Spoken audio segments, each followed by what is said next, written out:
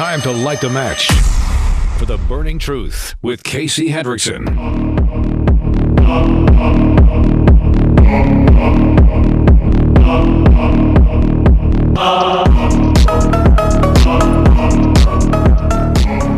Community Notes is an interesting place to hang out. Now, I have a Community Notes account.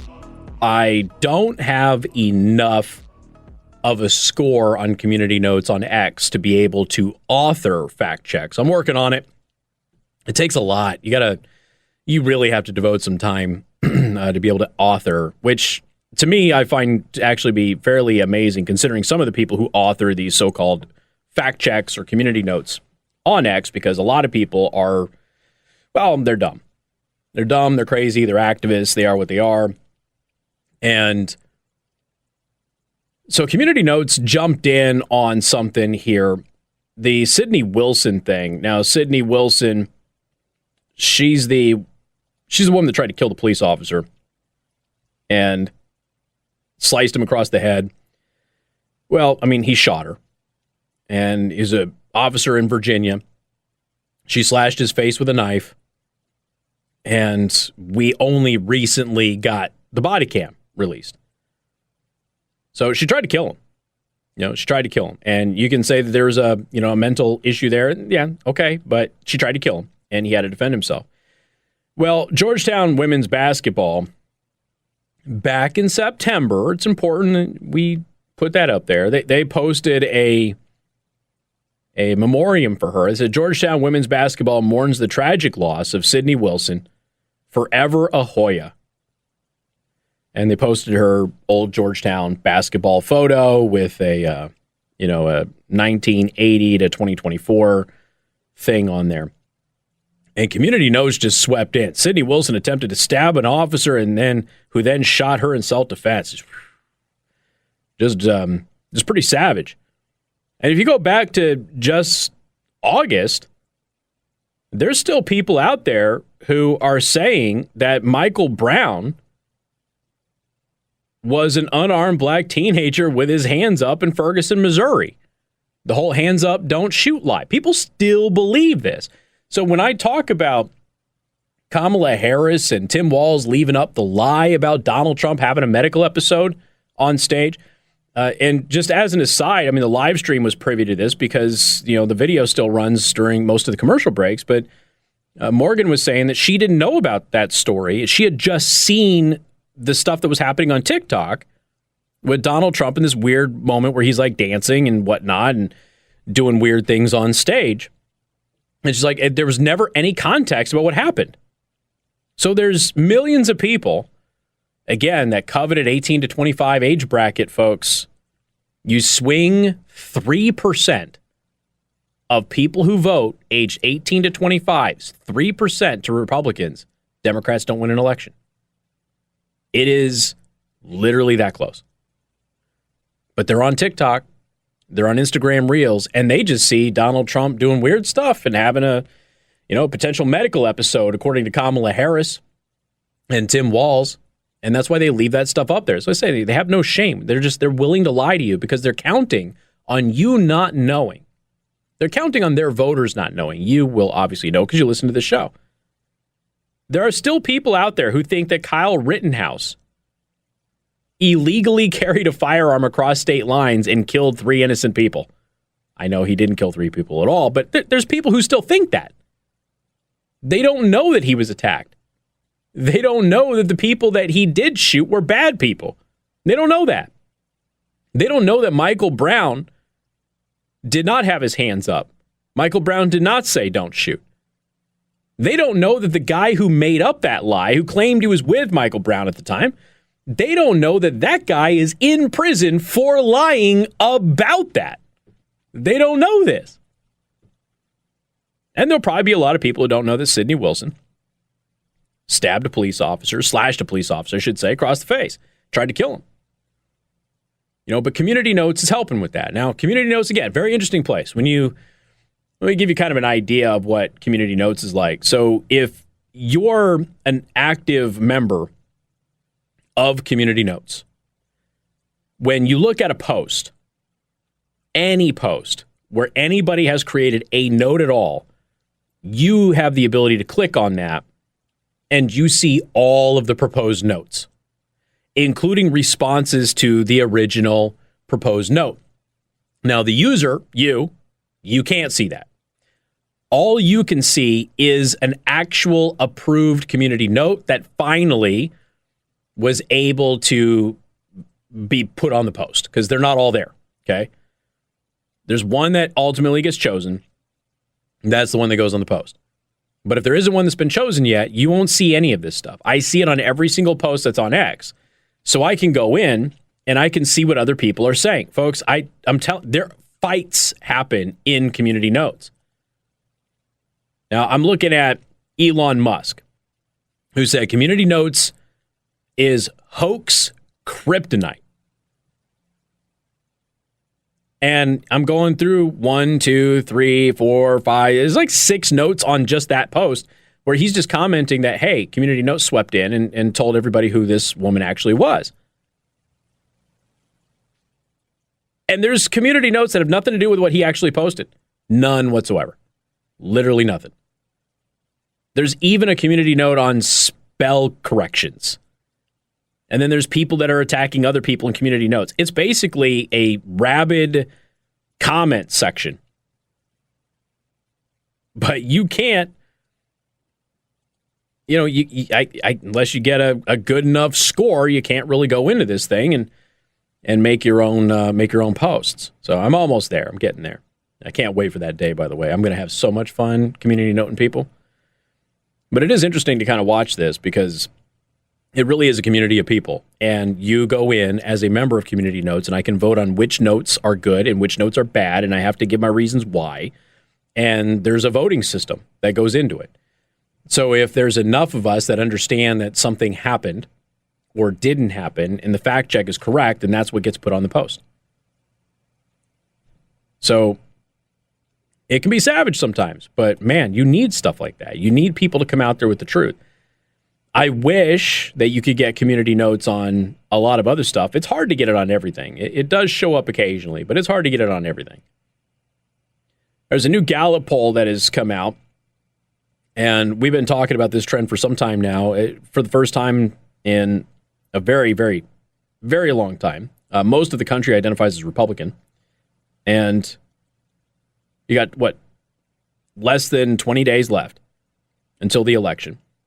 And Gallup has revealed a trend that is going to be concerning for Democrats out there. According to the poll from Gallup, more Americans are identifying as Republicans or independents, with fewer calling themselves Democrats.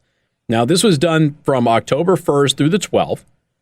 The poll shows a significant shift in political affiliation since mid-September. Now, that we're not talking like over years, folks. We're talking since mid-September. There has been a massive shift in political affiliations, according to Gallup. Now, Gallup has been doing this particular poll longer than I think anybody. And as a result, their data is really respected here. So when Gallup comes out and they say, hey, this is what our historic data is and this is what it is now, people do tend to take it seriously because they've been doing this particular poll for so long. Now, if you look at other polling firms, they have a majority of voters identifying as Republican for, a couple of months now at least. The data shows that 31% of respondents now identify as Republican, marking a 4-point increase from the previous poll conducted in late September. Meanwhile, only 28% of Americans consider themselves Democrats, which is a 3-point drop over the same period. The number of independents, while still holding a significant share at 41%, dropped by 1%. Pretty big deal. Now, if you get rid of independents, it is Republicans 49, Democrats 42. And since September, that swing is +4 Republican, -7 Democrat. That is not insignificant at all. And it continues to trend this way. That doesn't mean you're going to win an election. Republicans have won many elections where Democrats outnumbered Republicans. I'm not saying that. but it is a dramatic shift, and it might be something that we should pay attention to heading into November. We got more coming up. You're tuned in to The Burning Truth.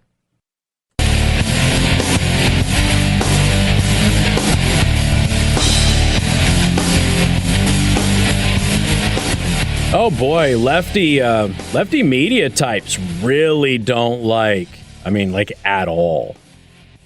They really don't like that people are bringing attention to Springfield, Ohio, and Logansport, man. They hate that. Because they hate you. That's the truth.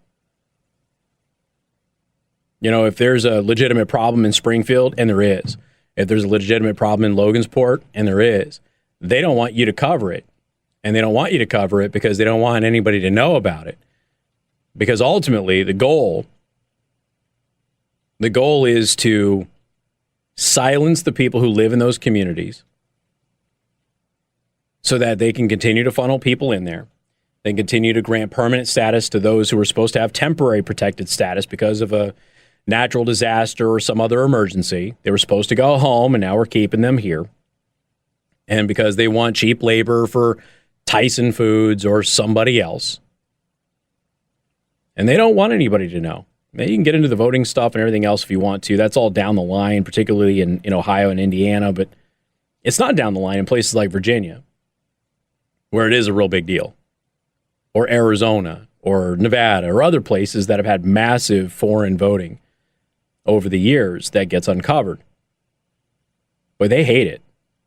They do not want anybody talking about what is happening to you folks. If you're in one of those communities, man, you have to start asking yourself some pretty serious questions. Why do they not want people to know what's happening in your community? Why do any left-wing politician, activist, member of the press, why do any of them, why do they all scoff at the idea that you should be talking about underage children who are alone and unaccompanied in Logansport, Indiana, who may be possibly being exploited to work third shift, who haven't seen their parents, according to the health director, in some cases for 7 years? Why are you not supposed to talk about that? Because, again, it shatters the narrative. It hurts one political candidate over another political candidate. It hurts one political party over another political party. Yeah, they said you can get into all of the other stuff when it comes to, your census issues and things of that nature. And let's be honest, a lot of these small communities love the migrants coming in. We've talked about this before, because what it does is they can then apply for an appeal to the Census Bureau. The Census Bureau will then come in and they will change the official population count based on that request. And that opens them up to a whole host of different aid packages from the federal government and from usually the state government. And we went over that previously on why so many small town mayors were accepting large numbers of migrants, even if there wasn't any jobs actively available for them, because it allows them to be able to open up whole new funding mechanisms for the government, gets projects done and things like that. So they're okay with those people being from outside of the country. They just want people there. There is a reason that many communities in the United States pay to move you to their community. We've gone over those places right here on this show many times. There's a whole website you can go to where places will offer to pay to have you move there. Now, sometimes it's cash, and sometimes they'll help you with finding a place to live, and sometimes it's something silly like movie passes for a month or something like that. It just depends on the community, but they're offering to get people there because they just want to build their community up. Because the more people that move there, the more they are able to qualify for different programs at the state and the federal level. Ultimately, it's not just that they completely disregard you, but they disregard the migrants too. As I've said before, being open borders, you're pro-rape. You're pro-indentured servitude. You're pro-human trafficking. You're pro all of those things. You may not want to be. You may think that you're not, but you are, because that's what you're supporting. If you think that the border shouldn't be shut down, every time a team goes through the desert on the American side of the border, and they catch those coyotes, each with 3 young kids, at 2 in the morning. And those young kids are so drugged up and doped out of their mind that their pupils don't even dilate when you flash a flashlight in them at 2 in the morning. They don't move. They don't acknowledge your presence because they've been drugged up. That's how they keep them quiet. That's how they keep them from escaping in the middle of the night. They drug them. Women, I've been telling you for how many years now, don't go to Mexico, particularly if you're blonde. Do not. Because you disappear. The moment you leave, not everybody, I know that. I know that plenty of people go to Mexico and don't disappear. But there is an active trafficking program in Mexico to get American and Canadian women, particularly blonde-haired. And they try to lure you off of the touristy areas where the cartel's not allowed to operate. There's usually some kind of an arrangement with local law enforcement. So what'll happen is, a perfect scenario. This is a real thing that happens. There's a resort that actually warns about this in, I forget exactly where in Mexico it is, but it's on the beach, right? And they tell people who come there, hey, do not do horseback riding on the beach. This territory here, all the way down to the beach, like that is our perimeter. You stay within that perimeter. Do not do horseback riding. And you'll go walking out there, and they'll have some guys there with horses.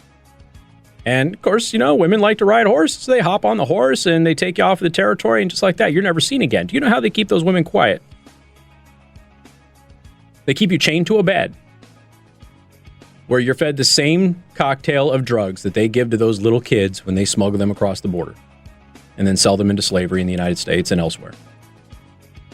And you don't have the strength or the wherewithal or the energy to resist or to fight. You're just strapped to a bed while the clients come in and do whatever the clients have paid to do with you. And you have no ability to fight back. They do the same thing to those kids. And if you're pro-open borders, folks, you support that. That's why they don't care about those kids that haven't seen their parents in 7 years and might be forced into slave labor on third shift in Logansport, Indiana. Got more coming up. You're tuned into The Burning Truth.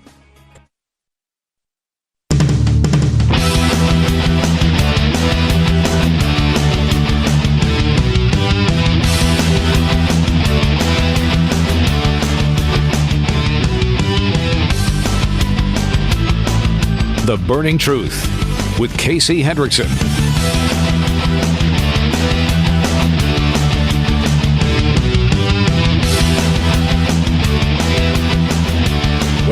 Well. Good afternoon. Thank you for tuning into The Burning Truth. Don't forget you can watch the live stream on Rumble, rumble.com/Casey the host. I want to thank R&B Car Company, locations in South Bend, Warsaw, and Fort Wayne. Go to rbcarcompany.com. Attorney General Todd Rokita cautioned local officials in Lake and St. Joseph counties that he will pursue legal action against them after November 8th if they refuse to follow state laws that prohibit local entities from restricting immigration enforcement activities and communications with federal immigration authorities. Again, this is part of the effort by the Attorney General's office to get local municipalities to actually comply with state law. Illegal aliens coming across our unprotected southern border for the last 4 years have caused a jump in crime, fentanyl overdoses, human trafficking, and an increased financial burden on state and local programs, Attorney General Todd Rokita said. Hardworking Hoosiers are sick and tired of paying the price for this left-wing nonsense, and our office will not back down from enforcing state law. Sanctuary City is a local unit of government that has implemented a policy that deliberately and intentionally restricts and obstructs the enforcement of federal immigration laws. The Indiana General Assembly passed a law this year authorizing the Attorney General to file lawsuits against any Indiana colleges, universities, or units of local government that do not comply with the Indiana ban on sanctuary cities. And again, we've gone over this many times. The law is the law. If you disagree with it, too bad. Win elections. Attorney General Rokita has heard from constituents about the problems caused by mass migration into areas like Lake and St. Joseph counties. His efforts to combat sanctuary cities are an important way to address these problems. Quote, Everyone should have the freedom and opportunity to succeed and attain a better life.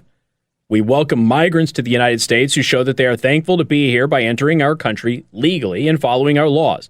Simply put, if you do not follow our laws, you should not be allowed to stay. So he has sent letters to officials in Lake and St. Joseph counties, warning them of impending legal action if they do not get into compliance with Indiana law. He also sent letters to officials in the cities of East Chicago, West Lafayette, and Monroe County, which we've talked about previously. East Chicago and West Lafayette changed their policy to comply with state law. Our office is pursuing legal action in court against Monroe County, which we addressed again previously on the show. We continue to evaluate other local governments and will take action as warranted to ensure compliance with state law. The letters sent to Lake County and St. Joseph County officials are attached. So if you take a look at the post, which I will put in the daily show prep, they are in there, and you can go ahead and read them. One was addressed to the sheriff of St. Joseph County, that is Sheriff Redmond, who has pronouns in his bio and doesn't tell you where he put the DARE money. Because, remember, you had DARE? You're a lot younger. You had DARE too? Yeah. So DARE is a program that gets funded, and Sheriff Redmond put it in his personal bank account, and then the money disappeared, and he swears he didn't steal it. So that's a quick little summary of the allegations against him. But, yeah. I want to play something for you. You can cue up my audio, please. This is interesting. So Ryan James Gerdusky went on CNN. He's sitting there, and he's got a whole panel of people, and he had an interesting little discussion. The CNN chyron is Harris. Yes, we can label Trump's agenda as fascism. Yeah, because, people haven't tried to murder him enough, so why not? First of all, it's not fascism, and you're stupid if you say that. But then again, have you heard Kamala Harris try to explain stars from earlier in the week? It's obviously not fascism. But Ryan James Gerdusky brought up a pretty interesting point about the riots. I want you to just pay very close attention to this. This kind of ties in with some of the stuff that we talked about earlier today. And we started the show with the Department of Justice is now suing the city of South Bend, Indiana, and the police department. And they're claiming that having a written test and a physical test to become a police officer is racist and sexist. I know. Doesn't make any sense. It's also a little extra weird because the former mayor of South Bend, Indiana, is now the transportation secretary, Pete Buttigieg. I did ask him if he was going to comment on this, but he doesn't seem willing to talk to me anymore. So I want you to just listen to this sound bite. I'm not going to play you the entire, it's almost a 4-minute clip. I'm only play a little bit more in a minute, but I want you to listen to this. Just yesterday, Ryan, about how in the context of riots, he was saying, let's just bring the military into it to deal with American citizens. I mean, that happened yesterday. Right, but the post-George Floyd riots resulted in an excess of over 15,000 black male deaths in this country. How? Yeah. The surge of violent crime, it was like Ferguson, the Ferguson effect and the Floyd effect. Respectfully, you got to explain to me how George Floyd's death. Yeah. Because I need causation here. Yes, because what happens is after the Ferguson riot and after the Floyd riot, policemen, in fear of their jobs many times and political coverage, pull back from their jobs, resulting in an increased level of homicide. Listen, I got to stop you there because hold on. You can look at the Washington Post. Ryan, we got to stop you there because you're literally making a connection out of your own conjecture. No, you cannot. It's a real thing. Look up the Ferguson effect. Look up the Floyd effect. It is a real term. You cannot. It's a real term. I didn't make this up. Invent a connection between two things just because you want that connection to be there. It's a little like a name. It's a real thing. You can look it up. It doesn't mean it's right. Okay. I suppose, now this is a panel on CNN. Again, you're supposed to take them serious as the gatekeepers of information and facts, right? You have numerous police organizations, local and national, that have highlighted this very publicly. Seattle, Washington is a prime example of this. Now, what I find so funny about this is happening on CNN, where they're telling Ryan James Gerdusky that he's making this up, that this doesn't exist. that this is all fake. On CNN. Weird. October 27th, 2015. On CNN. FBI chief tries to deal with the Ferguson effect. Wait a minute. They just said that isn't real. Morgan, they just said that wasn't real. CNN just said that the thing that they reported on wasn't real. A year after unrest in Ferguson, Missouri. Did he not just mention that? Did we not mention that Michael Brown, the lie of hands up, don't shoot, is still floating around as of August of this year? Former FBI director James Scumbag Comey has thrown his weight behind the idea that restraint by cops in the wake of criticism is at least partly to blame for a surge in violent crime in some cities. Huh? But wait a minute. How's that possible? The whole panel of people just said he was making it up. And yet CNN themselves did a whole article on it.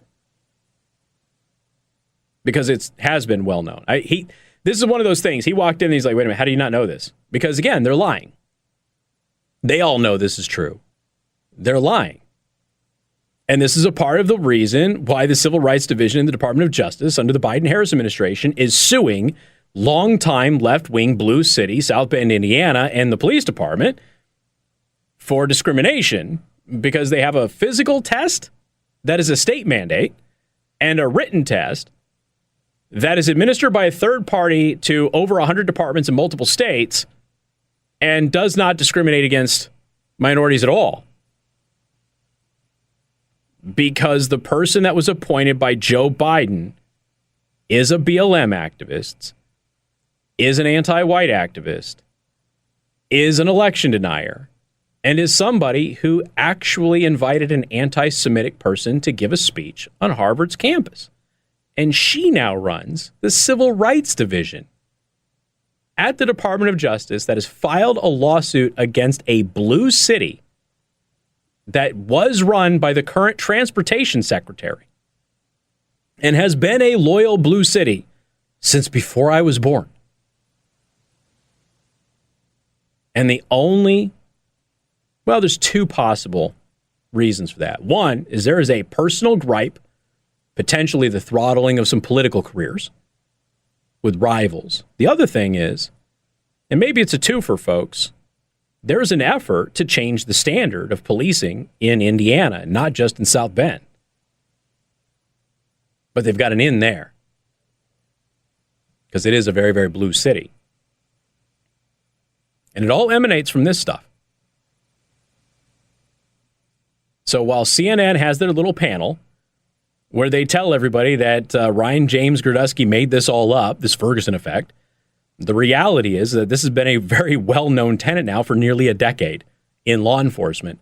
And you can find police union after police union after police organization after police organization after police chief after sheriff and even the officers themselves all publicly telling you that we're leaving the profession because of this.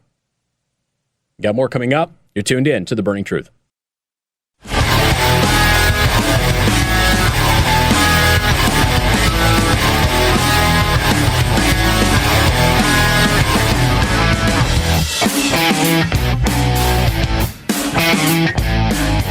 We won't tell the audience my One Direction joke. I'm looking at the live stream because I'm hoping the live stream didn't hear it either. Was it funny? Yes. Too soon? Yes. Absolutely too soon. Sorry. Sorry, not sorry. All right. I want to end, well, maybe not end. I want to have the last segment with a bit of positive news. There's a lot of stories going around, pretty awful stuff. Hurricane Helene, Hurricane Milton. A lot of people lost their lives and livelihoods. And while you have a bunch of people running around in the news media, especially dumb people with a last name named Doyle who work for the Indy Star, telling you that people in North Carolina and Tennessee have had an amazing time hanging out with their FEMA brethren while the truth is dramatically different. There was this story that did kind of capture everybody's heart. There's always one or two that just everybody can kind of agree on, right? And that was this dog who was chained to a fence in the middle of the hurricane. And the dog was rescued, thank God. But, everybody saw the dog, and everybody just collectively was like, we need to find who did this. Who chained a dog to a fence in the middle of a hurricane to drown? I said, thank God a trooper was able to save it. Well, we have an arrest.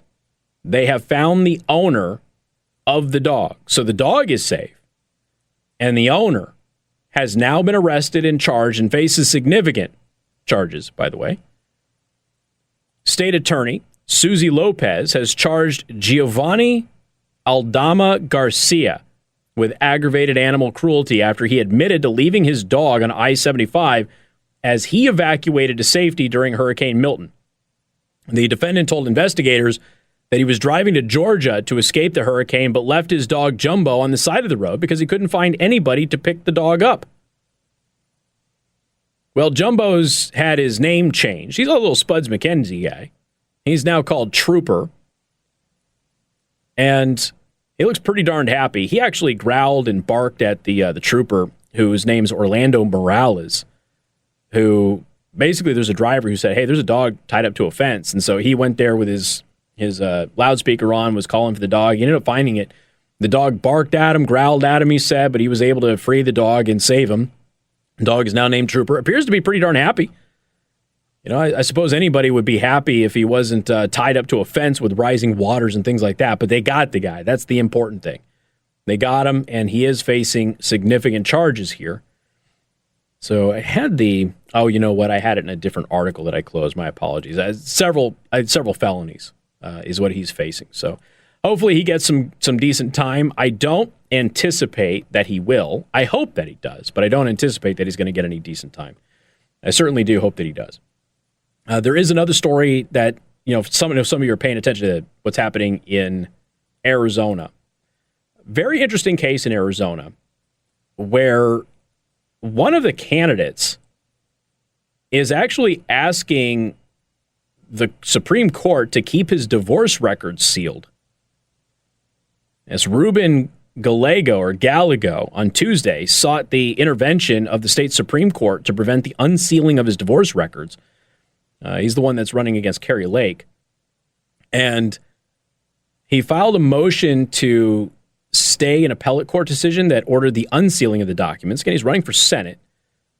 And he's arguing that sensitive details about the Gallegos and their minor child's life stand to be published if the Free Beacon succeeds, and that the press and the public lose nothing by further delay, including a delay beyond the upcoming general election.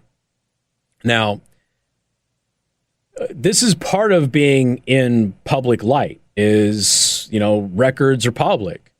And when you get them sealed, you get them sealed. But if you're going to decide to run for the Senate, then you're going to have the media, and you're also going to have your opponent wanting to get their hands on that record. Now, we don't know what's in there. He's saying there's nothing in there that you need to see, but that's exactly what somebody who has something that would need to be seen would say. So we don't know. He's making a case for the privacy of his kids. Don't know that there might be anything in the divorce records that would necessitate that, but it's an interesting case. And it does make a lot of people wonder, why does he want to keep those divorce records secret? Was there some allegations? Were those allegations even true? Because divorce does lead to that sometimes. So, very interesting situation in Arizona, though. Keep an eye on that. All right, ladies and gentlemen, thank you for hanging out with us. I do appreciate it. We'll see you tomorrow, 3 o'clock on Rumble. Podcasts by Federated Media.